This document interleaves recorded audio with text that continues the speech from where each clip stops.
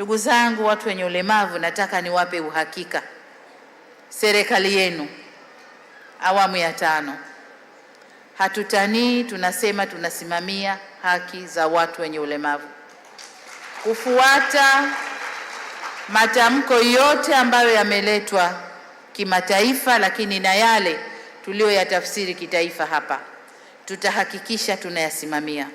Serikali hii ya awamu ya 5 imekuwa karibu sana na sisi watu wenye ulemavu. Inatujumuisha kwenye masuala yote, nafasi zote za uongozi, lakini kwenye fursa mbalimbali inatutambua sisi watu wenye ulemavu tupo na tunaweza, na serikali haitotuacha sisi nyuma. Wito wangu kwa Watanzania wote sasa hivi, sisi watu wenye ulemavu tunaweza, lakini hili jambo la kutuwezesha sio la kwetu sisi wenyewe, sio la serikali, sio la mtu binafsi. Ni jamii yote kwa ujumla inatakiwa eneo walipo jirani yako kama ni mlemavu, mtoto wako kama ni mlemavu, simweke ndani, mtoe, mpeleke shuleni, na pia kama ni sio mtoto wa shule basi ana uwezo wa kujiajiri, basi tumsapoti, tumpe moyo. Nafikiri sisi watu wenye ulemavu hatutokuwa tegemezi tena. Ninaitwa Daktari Lucas Luhende Kija, mhadhiri Chuo Kikuu Kishiriki cha Elimu Dar es Salaam, almaarufu DUCE, na ni mwenyekiti wa Baraza la Taifa la Ushauri kwa watu wenye ulemavu.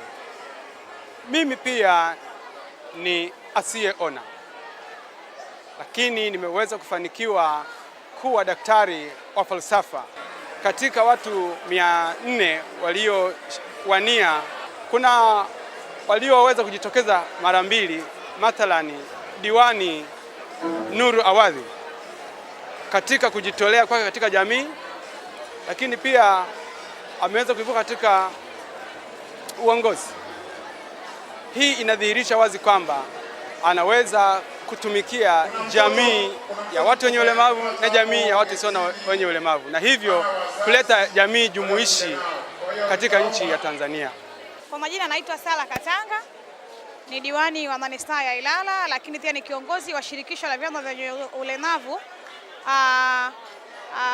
kwenye baraza la wanawake, ni mjumbe wa kamati kuu.